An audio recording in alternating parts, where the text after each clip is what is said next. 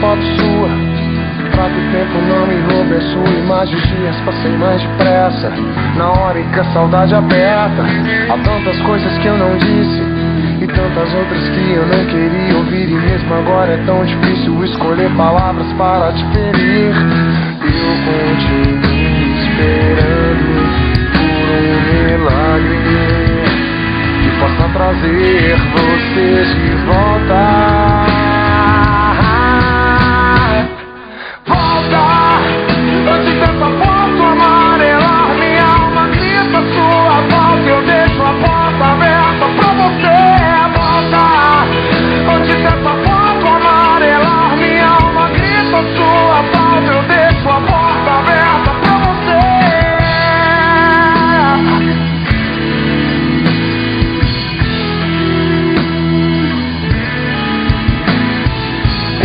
Uma foto sua, pra que o tempo não me roube o seu olhar. Os dias posso amanhecer, quando a noite quiser me vencer. Eu continuo esperando por um milagre que possa trazer você de volta.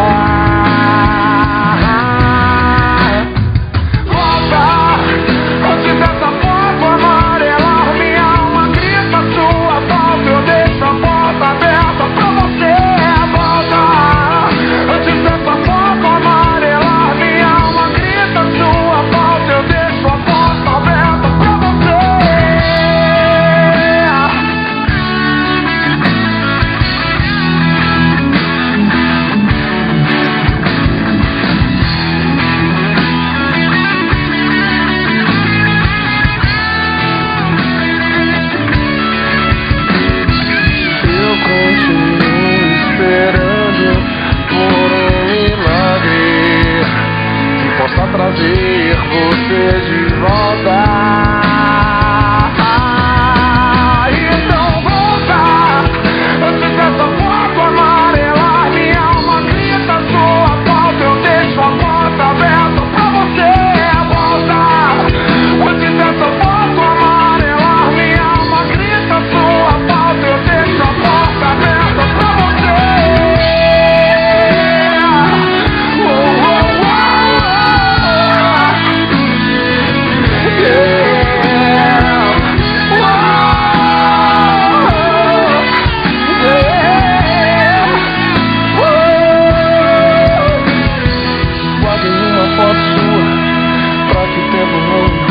Sua falta.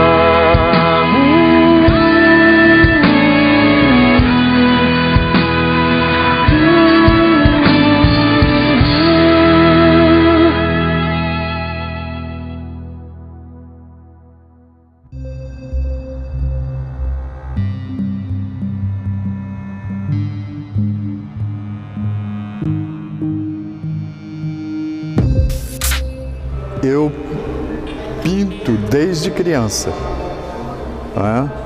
Eu sou o segundo dentre 9 irmãos, né? E a despeito de eu ser filho de uma pintora, minha mãe, a Maria de Lourdes, a Lili, a pintora, né? Minha mãe, deixou de ser pintora, virou escultora, fez 9 filhos. Então, com 9 filhos não era possível pintar mais, então quem pintava era eu, desde criança. Isso é fácil para o observador, é muito fácil deduzir que faz muitos e muitos anos, porque é só olhar a minha imagem e pensar que eu era criança. Agora, aqui eu estou diante de um quadro que abre praticamente a exposição. A comissão organizadora escolheu como título, dentre algumas opções que eu dei, o título desse quadro, Monstro de Gelo. Muita gente estranha, mas é a verdade que eu dou nomes sempre intrigantes aos quadros que eu faço, evitando sempre o óbvio, até no nome. Aqui nesse quadro, essa figura que aparece vista através de uma janela envidraçada tem uma atmosfera misteriosamente noturna, que lembra até Hitchcock. A figura aparece na janela, intriga o observador. O que está acontecendo? Uma autópsia? Um crime? Um tratamento médico? O que estaria acontecendo? Essa interrogação coincide com o significado da arte. A pintura é uma interrogação. A pintura não responde nada. A pintura não foi feita para responder absolutamente nada. A arte prossegue, continua, porque ela sempre deixa uma pergunta. E a partir dessa pergunta, os artistas continuam, as gerações se sucedem. Esse trabalho daqui, nesse trabalho também, causa intriga no observador o fato do tema ser um tema aparentemente trágico. Mas não é assim tão trágico. Eu como filho de médico, era menino e ficava atrás do meu pai porque eu queria assistir dissecação de cadáver. E aí eu levava meus blocos de desenho e ficava desenhando. A primeira vez que eu fui eu desmaiei, depois eu não desmaiei mais. Eu fiquei fazendo esses desenhos, essas pinturas. E ele se chama Monstro de Gelo porque a janela, os vidros vão se deslocando, desabando e se transformando em gelo. Por isso.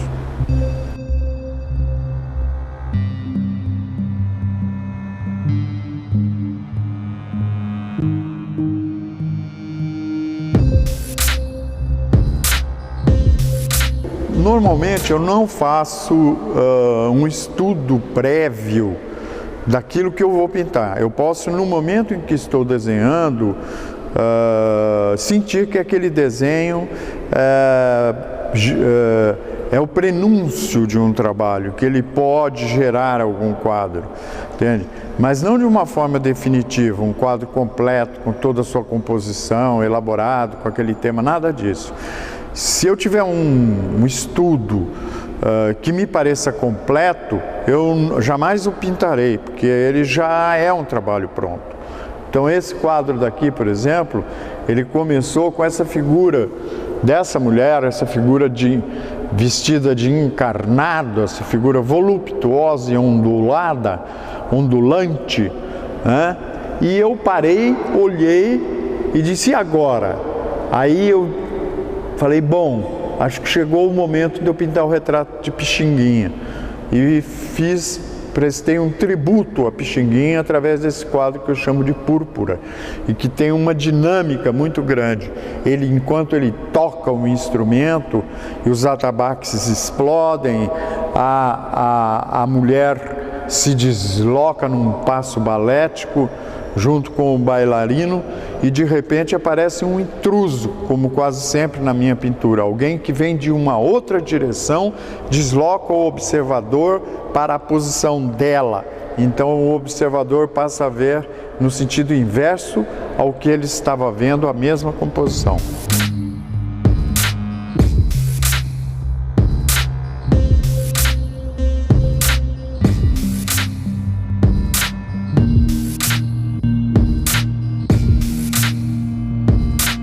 Esse quadro foi pintado, o estudo foi o desenho assim dessas figuras na praça de Amsterdã, foram feitos em loco. Eu estava expondo na Holanda, estava expondo em Amsterdã, e quando eu desenhei um caderno, várias figuras, inclusive essas. E daqui eu parti para esse quadro, né? Eu parti, mas com muita liberdade, né? Uma liberdade tão grande que no fim eu entrei no quadro como um intruso. Por isso eu chamo esse quadro de O Pintor de Lança-Chamas, o Pintor Intermitente, que aliás era um nome que talvez eu preferisse para a exposição. O Pintor Intermitente, aquele que entra e sai sem pedir licença.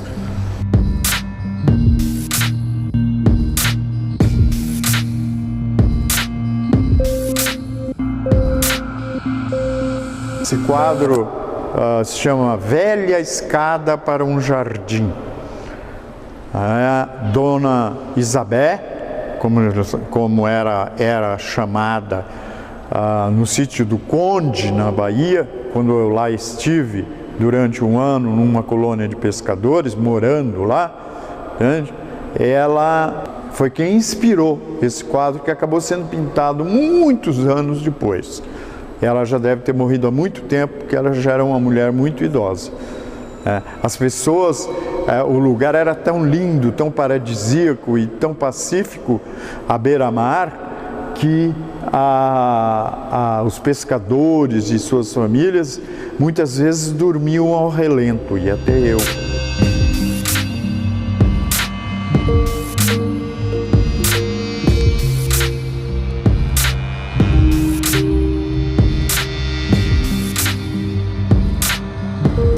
Esse é um dos quadros mais intrigantes da exposição sob o ponto de vista do impacto. É um dos quadros mais intrigantes porque ele tem a figura grita. A figura do fantasma da ópera se situa no lugar do lustre do teatro e à medida em que ela lança o grito no espaço, todo o teatro gira, entende? Então, a dinâmica do quadro é oriunda de um som que se imagina ouvir.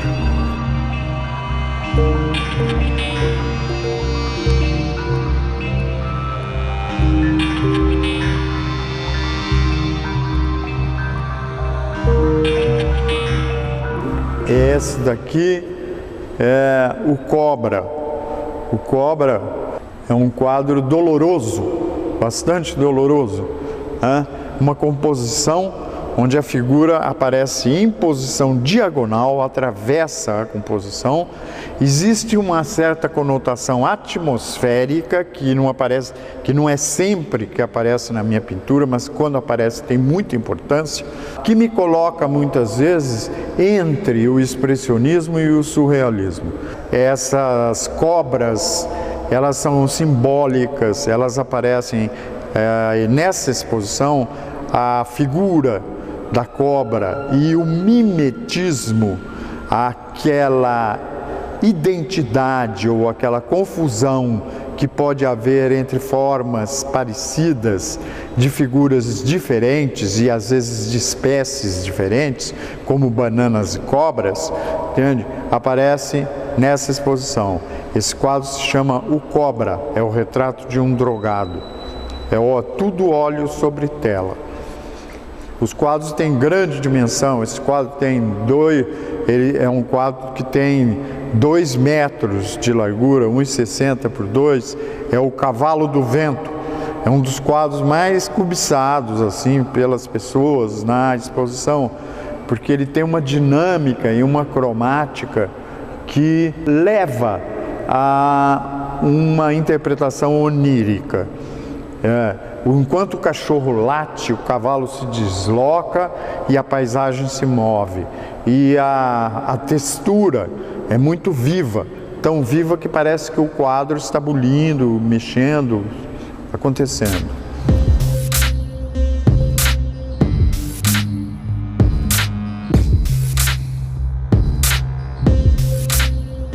Esse se chama Luta de João Sem Braço. São 2 figuras que entram em combate, né? E esse combate se caracteriza principalmente pela cromática do quadro. As tintas se combatem, os brancos arranham a superfície do quadro e criam no observador um estado de estranheza e de uma sensação de agonia.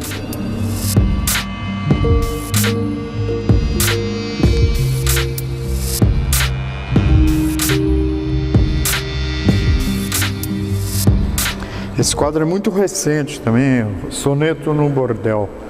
Eu digo que ele tem luz própria. E é muito importante que ele tenha luz própria, porque aqui nesse museu, esse museu tem um espaço excelente.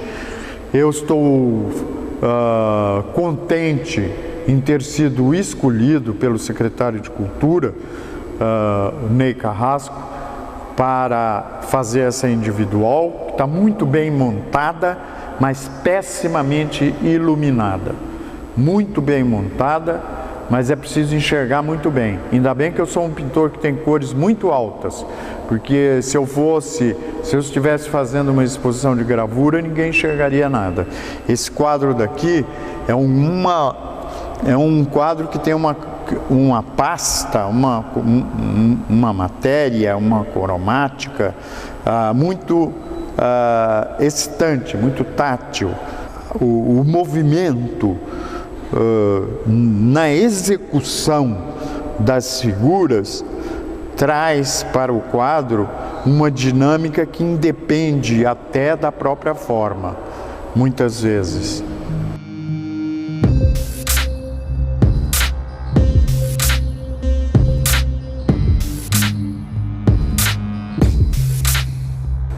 Esse aqui é o retrato de Fátima Ouro. Fátima Ouro, uma grande amiga minha, entende? Amiga com a qual eu estou sempre em contato, ela é muito minha amiga e é um modelo excelente, uma pessoa muito especial, e talvez tudo isso acabe contribuindo para que eu tenha uma afeição muito especial também por esse quadro. Mas o que mais me impressiona nesse trabalho, que fez mais com que eu o trouxesse para cá, é a expressão do rosto, né, e a dinâmica da construção do corpo integrado à superfície daquilo que poderia ser considerado uma cadeira ou um assento. Porque na verdade não é pintura, é tudo pintura.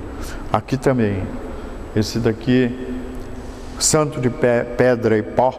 A temática dessa pintura é, antes de tudo, o peso, a forma e a cor.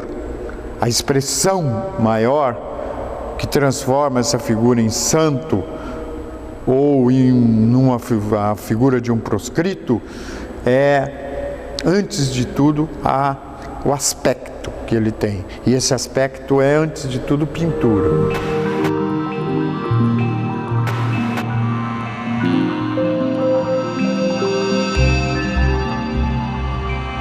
Aqui aquarelas, essas são aquarelas. Só tem, nessa exposição, eu trago só essas duas aquarelas. Eu tenho infinitas aquarelas. Tenho muitas aquarelas na Alemanha, na Itália, na Holanda, na Espanha. Mas e no Brasil, principalmente na minha casa, no meu ateliê, né? Eu tenho, porque eu pinto desenho diariamente, pinto. E essas duas aquarelas foram executadas no candomblé. Essa daqui no chão. Essa daqui é a sagração da filha de santo. E aquela, a dança de Iemanjá, não é Iemanjá propriamente, e nem tampouco a Iaô que incorpora Iemanjá, mas é a dança que acontece nesse momento, toda a dinâmica da figura. Mas eu pinto também banana, por exemplo. Aqui está o coração de uma bananeira, da bananeira, o coração púrpura, que é óleo sobre tela esse.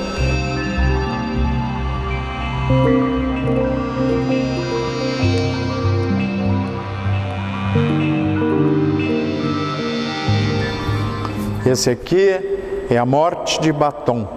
Essa figura se olha no espelho e vê uma outra figura, que não é ela propriamente, mas por trás dela, naquele espaço verde, aparece o espectro da morte, mas como a morte é sempre enganosa, a morte de batom. Esse aqui é o retrato do meu pai. Meu pai era médico, chegava do consultório vestido de branco, os 9 filhos e minha mãe, ninguém tocava nele enquanto ele não trocava aquela roupa. Depois, no dia seguinte, ele estava com outra roupa, estava novamente vestido de branco, com a roupa engomada pela minha mãe.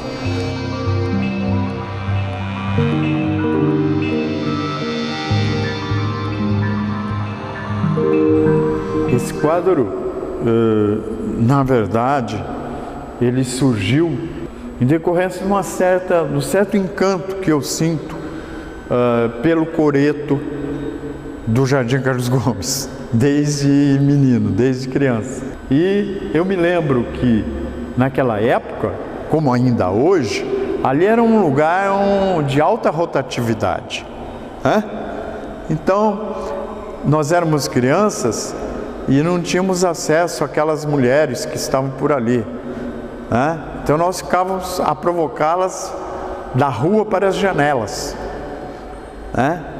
E sempre tinha aquelas que se interessavam pelos garotos de algum modo, né?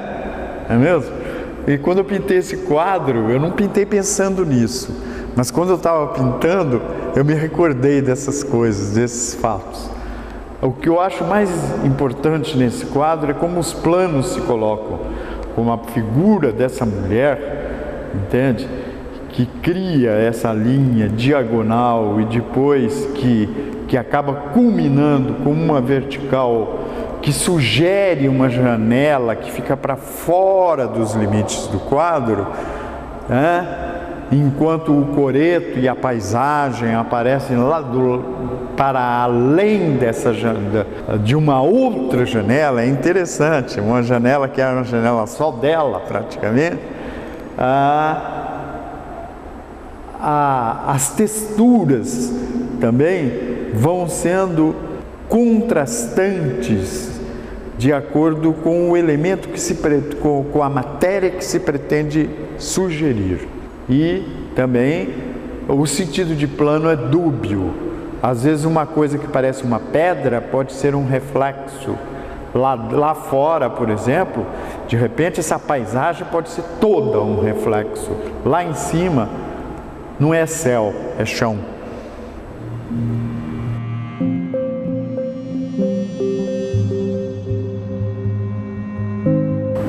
Esse é um dos quadros que causa o maior impacto no público, de um modo geral, assim, das mais diversas idades e diversos olhares, talvez. Esse quadro, ele tem uma vida intensa, muito forte, porque as personagens, elas são tão corpóreas, tão veristas, entende? Embora não sejam acadêmicas, elas são figuras de um expressionismo que esbarra no doentio. A dinâmica do quadro, é uma dinâmica teatral, cinematográfica. O meu trabalho é irmão mesmo, muito ligado ao espetáculo. O espetáculo, a minha pintura é uma pintura irmã do espetáculo. Eu trabalhei pouco com cenografia, mas cheguei a fazer cenografia na juventude. E sempre fui apaixonado por cinema e por teatro, entende? Então, a mesma paixão que eu tenho por pintura, eu tenho por cinema, por teatro, por escultura, por poesia, por música. Então, esse quadro é um quadro que convoca todos esses sentimentos para que ele possa se realizar, porque ele depende muito de ritmo, harmonia, cromática, todos esses elementos compõem as artes em geral, porque arte é uma palavra singular, ela é comum a todas as formas, as manifestações artísticas. A dança, a música, a pintura, todas as manifestações artísticas, como o ritmo, por exemplo, e a cor, são imprescindíveis à vida. Eu vivo a pintura e não vivo sem a pintura. As pessoas perguntam, você vive da pintura? Eu digo, não, a minha pintura vive de mim, porque eu que sustento a minha pintura.